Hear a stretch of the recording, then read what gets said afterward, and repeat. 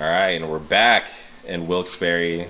Thank you, Jeff. Thank you, Dan, for being here. How's it going? I'm good, man. How are you?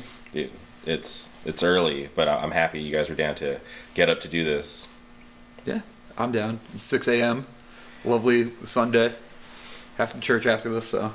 Okay.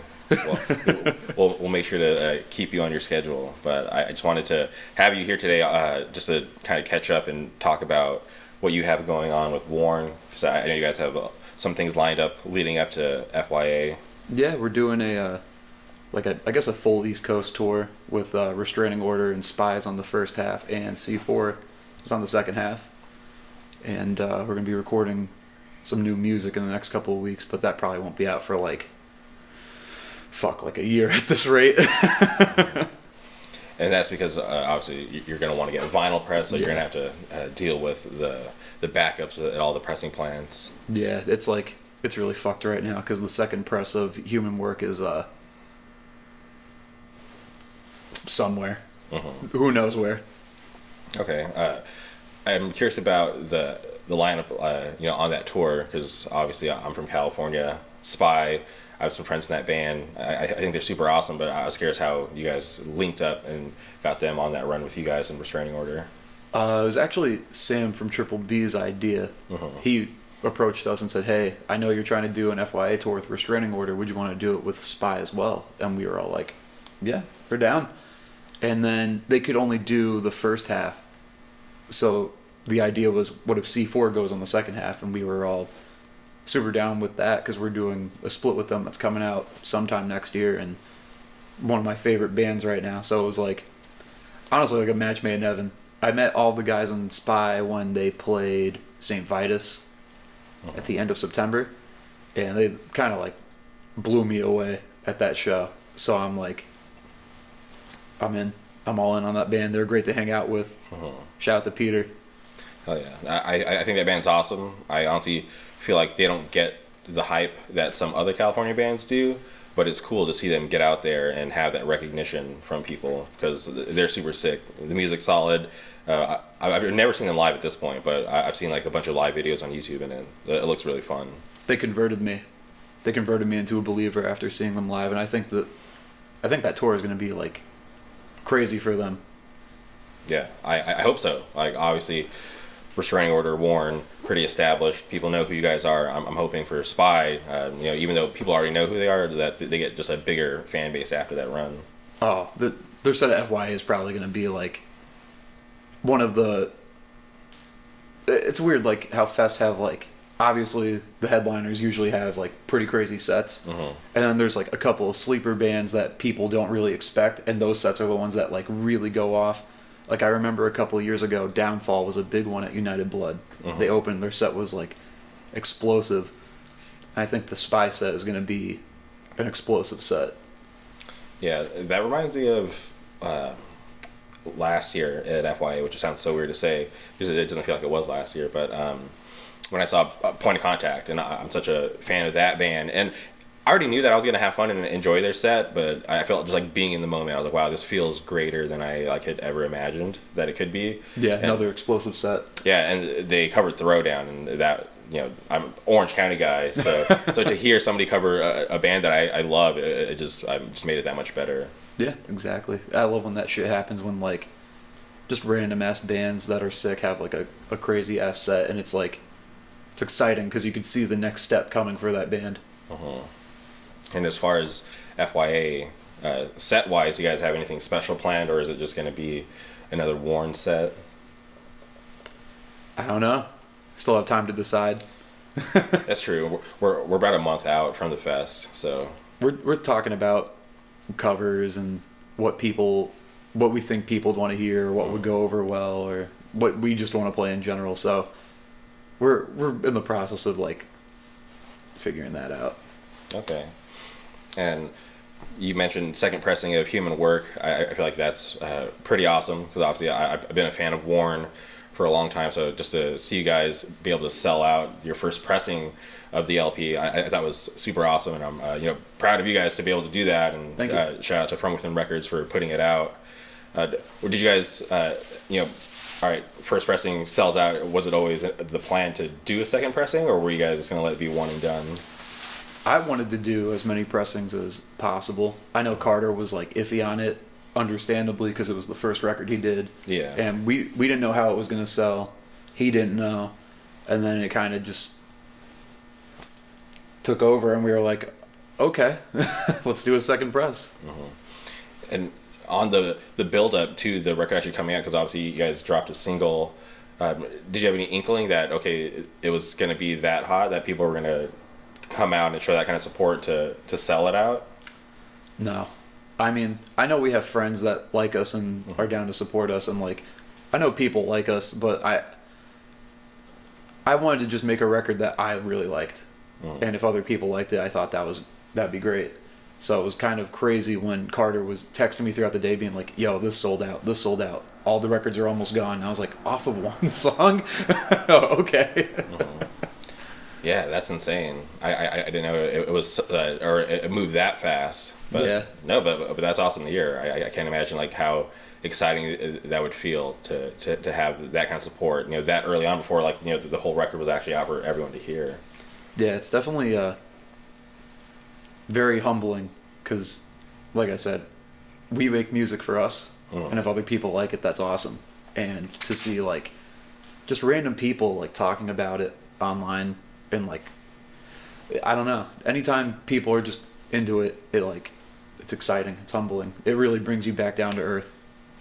Yeah, and I feel like that's probably the best way to approach it, right? Because you can't really gauge how people are going to perceive what you do, because like I've talked to countless bands where they're like, yeah, we thought this single was going to pop, but people like this B-side way better than the single that we actually put out. So I think it's good that you guys are just writing what you want and then just kind of letting the fans decide if they like it or not, because you can't really control that, No, not at all. I mean, Carter wanted us to like put the whole record out in January. I was like, nah, let's do like a rollout and like hype this up because it's big for us. We did like, yeah. I put together the zine with Pete about like the history of the band and like all the stuff that went into it and like lyrical themes and just inspiration that came from like other media. And like that was a lot of fun. Like we wanted to make it something important for us, so maybe it was perceived as important to other people as well. Yeah, no, I feel like for being your first LP, you only get like one shot at doing it, for the first time, because after that, it's like you can't really rewrite the history. So I think it's awesome that you guys wanted to make it important and do things that way. Thank you. That means a lot. It's fun. I just love playing music, love writing music, love writing about the horrible shit that happens in the world. And obviously there's the tour in January, and I always bug you about coming to the West Coast because you guys came out a couple of years ago, but it would be awesome to have you come back at this point with all the new music that you have. We'll be back next year. I'm not sure if it'll be late summer, early maybe June or early July yet, but we'll definitely be back on the West Coast next year. That's 100% certain.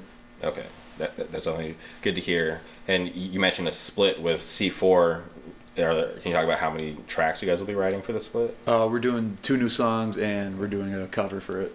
Oh, wow. I don't want to give too much away on the cover, but it'll be good. And do you know on C4 side, are they doing the same? Yep, the same thing both ways. That's so awesome. That band, for anybody who's watching or listening, if you haven't checked out C4 yet, do yourself a favor and go check them out. Rampage, breakdown, New York hardcore shit, fast, insane lyrics by a psychopath. Yeah, and just the name sounds so cool. I can't get over just and even if you think about like what C4 is, it's just so cool. I think that they have a cool vibe going, and I definitely like that band a lot. Yeah, they're gonna destroy FYA. And if you're going to the New Year's Day show in Syracuse, get there for C4. Okay. And more recently, you're in a band called Fatal Wound. Yep. You guys just put out a demo. Can you talk about how that came together? So I've been friends with the guitarist Madden. He's been my friend for a bit, and he was like, I showed him the Warren record before it was like mastered and finished, and he was showing me like a bunch of music that he had.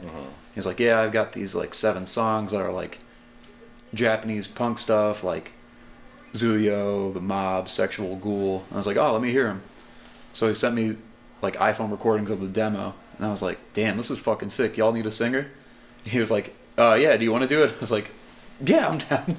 So me jokingly asking if I could join the band led to me being in the band. Okay, hell yeah. Sometimes, that's just how things work out, which is pretty cool. And the band, obviously you guys aren't all from one place, so is it just you guys like represent like one particular area, or is it just like you guys don't really have a label as far as location? I guess from Jersey, because I'm the only person from Pennsylvania in the band. Mm-hmm. But like with Fatal Wound, it's like, I don't know, because it's just fast punk stuff, and it doesn't necessarily like,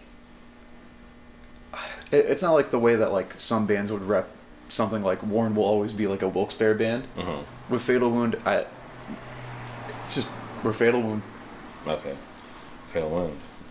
I kind of like that, because ever since I got into hardcore, I don't know why I've always been so attached where bands are from, just because I'm always curious on like what's going on in certain areas. So that like whenever I hear a new band, like one of the first questions I always ask is like, where are they from? Because it's always interesting to me to see how these different types of sounds will be popular. It's on like I feel like it's everything's just like rotating in and out. Like if you stick around long enough in hardcore, like you'll have a chance to see every subgenre have their moment and be more popular than the others. Yeah, absolutely. It's Fatal Wound is like it's fun for me because my music preferences are what that band is Mm-hmm. listening to like faster punk stuff and like Japanese, Swedish, or like UK 82 kind of shit. So it's like playing in that band is a lot of fun for me. It's like, again, it's more of my preference, and like Roach like put it out, love their output. Mm-hmm. A bunch of cool bands from like New York and the UK, like the Annihilated, and it's cool. It's something different, and I can't wait to get out more with it. I want to see you guys get down to Tallahassee. I don't know why I'm so fascinated by that punk scene down there. Maybe it's because they don't really like, they're not super into hardcore. But I just love the bands that are from there, and the fact that I don't really know anybody from that particular scene. I'm just so like curious about them. Oh man, I can't wait to play Tallahassee, and we're playing with Warren in January, and we played one of the best shows we ever played there. Uh-huh. 2 years ago with Rob Reed on the tour we did, and shout out to Ideation, Armor, and Protocol. Those are my guys. Uh-huh. Love those bands. Yeah, awesome bands. It was a very interesting place too, because like when I think of Florida, I would have never imagined Tallahassee like producing some awesome bands like that. It's so weird too, because it's like just like a college town in the middle of like a swamp. It feels like. Uh-huh. Maybe I'm wrong on that, but we stayed in the swamp. Thanks, Jeff. Yeah, and it's just far from like the parts of Florida that I go to, so it's just like I'm not like super familiar with the area. Yeah, it's more. I'm pretty sure it's like more northeastern than like Tampa or definitely Miami. 100%. Okay, well, that's awesome to hear about Fatal Wound. But are you gonna try to like do more with the bands? Obviously, the demo just came out. You guys, thinking about a next record or any new songs or anything? Or Yeah, we're already working on new stuff. Which is kind of funny because we played one show. Yeah. But we're working on new stuff. I don't know if that'll materialize as another tape or a flexi or 7-inch, but we're slowly working on new stuff and should have some shows coming up to be announced soon. Okay, that's something awesome, and I definitely like the name too. It just rolls off the tongue. It feels nice, right? Yeah. It doesn't, because obviously I like the one word band names, but Fatal Wound just sounds cool to say. Yeah, it's awesome. That's all I'm. Thanks, Matt. You came up with that and told me, and I was like, okay, that's pretty cool. Yeah, you're like, thank you for saving me the trouble of like racking my brain trying to find a cool new band name that hasn't been used or is already taken. Oh yeah, it sucks. I'm happy I haven't had to name any bands ever in my life. Yeah, it's rough. I think about it sometimes, like if I were to start a band, like what name would I choose? And it's just like I don't even know. Everything I come up with sounds so stupid. You gotta start looking at acronyms. Acronyms. Okay. I would like try to tap into like foreign like words because maybe I'm trying to think. I don't know too many bands with like foreign names. In the States, there's not too many. I feel like you have to be not careful, but like you don't want to like do something that feels disingenuous. Mm-hmm. Like a bunch of white dudes playing in like a Japanese band name, and it's like, feels weird. Yeah, no, I totally get that. Okay. I'm curious. We're here after Thanksgiving. Christmas is around the corner. Have you had a chance to watch Hawkeye? No, I haven't. I've been super busy, but I was gonna watch it actually today. Okay, awesome. I'm on that same tip. I haven't watched it yet. I know people have been asking, but they released the first 2 episodes, and they're queued up. I actually have them downloaded because I have some time on my way home, like when I fly back to California. So I'm gonna watch the first 2 episodes then. I'm sure we'll talk about it immediately.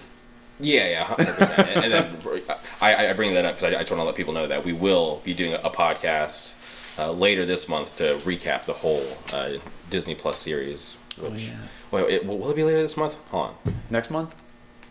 Yeah, whenever the series ends, because they're on a weekly schedule, and off the top of my head, I can't remember how many episodes there are this season. But whenever Hawkeye wraps up, Dan and I will be doing another post wrap up Disney Plus series, which I'm pretty stoked about. Yeah, it'd be cool.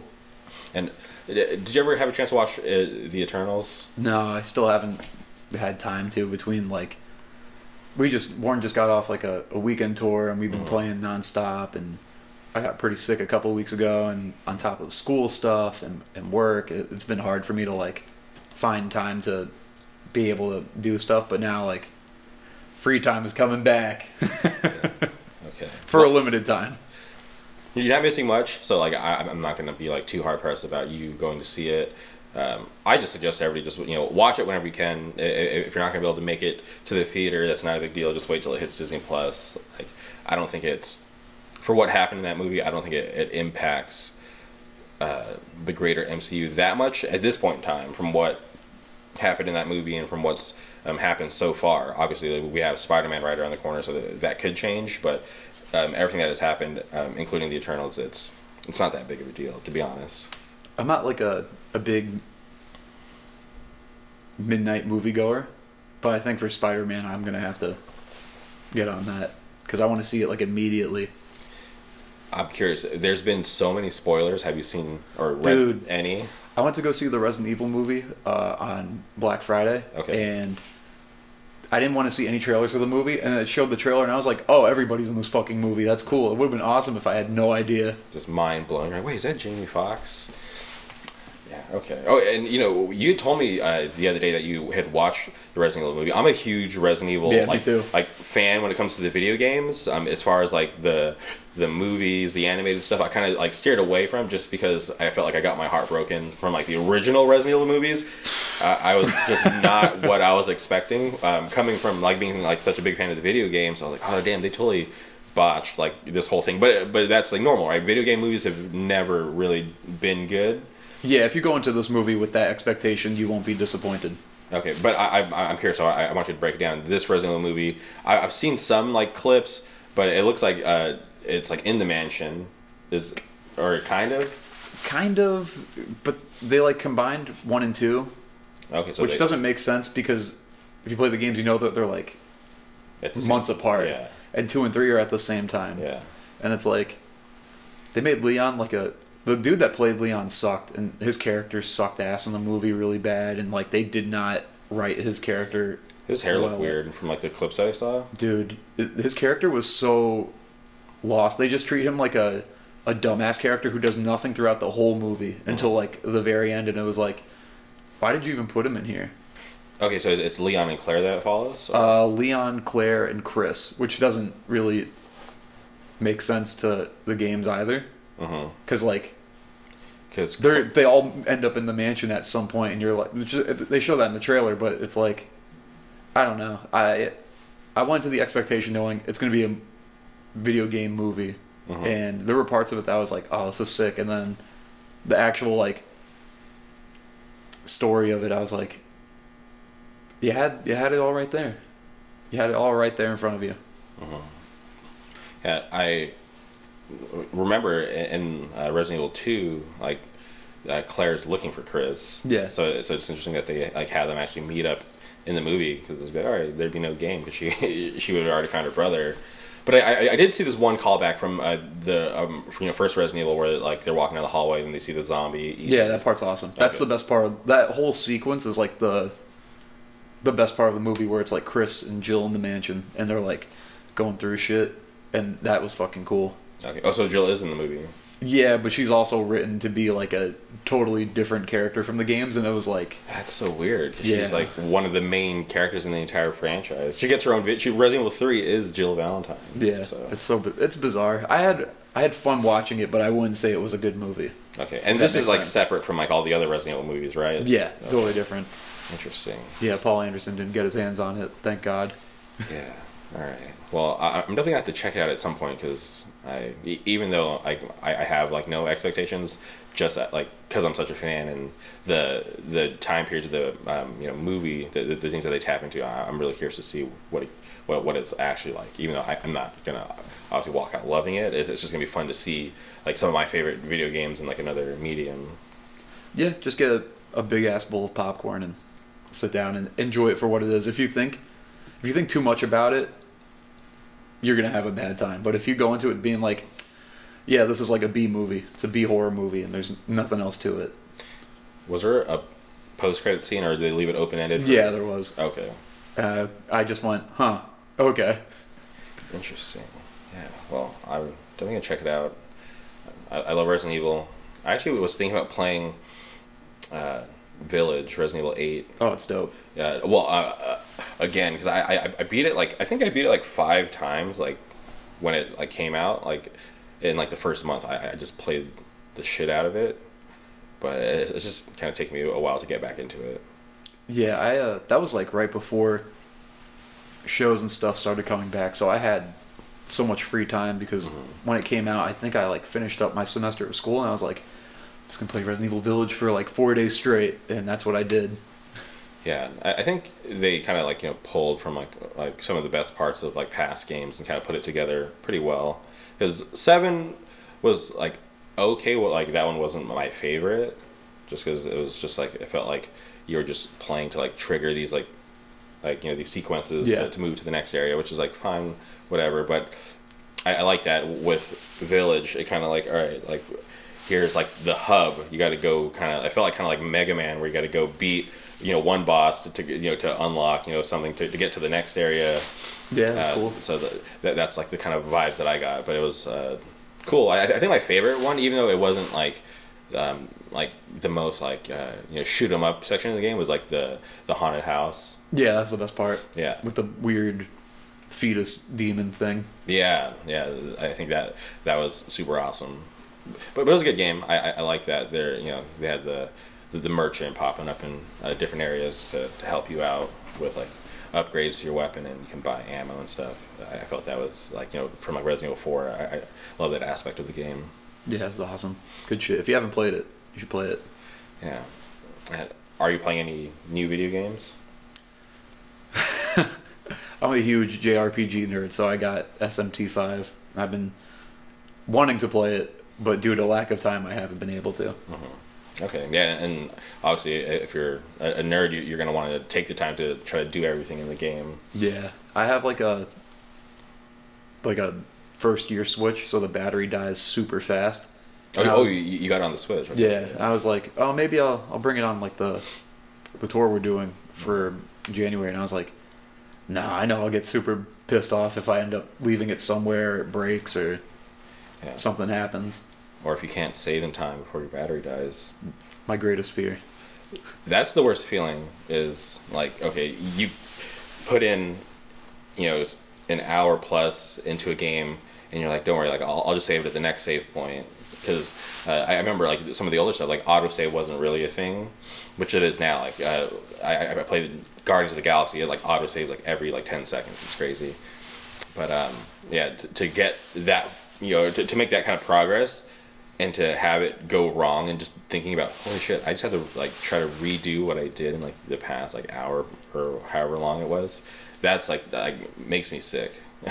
I just like maybe it makes me not want to play. Like, I'll just like step away. I'm like, all right, I don't know if I'll do this anytime soon. I don't want to think about that. That gives me anxiety. Yeah, that's crazy, but that's cool.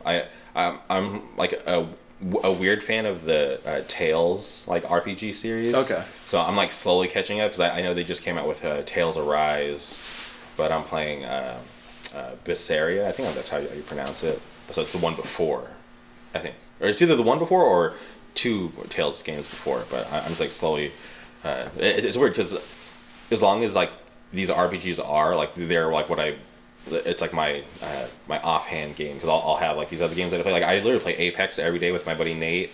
I just beat Guardians of the Galaxy, but in between those, I'm like, all right, let me pick up Tales, and I'll do like these little like 30, 45 minute like stints, which it's like really not that much progress like in the span of like this actual like 60-hour RPG. Yeah, But it's hard to like sit down and play them for me now, where it's like there's so much going on, and I have to dedicate time to it, and I have to like focus on doing like other stuff, especially with like 2 bands and practicing and playing gigs and getting new shit ready. So it's like there's worse problems out there.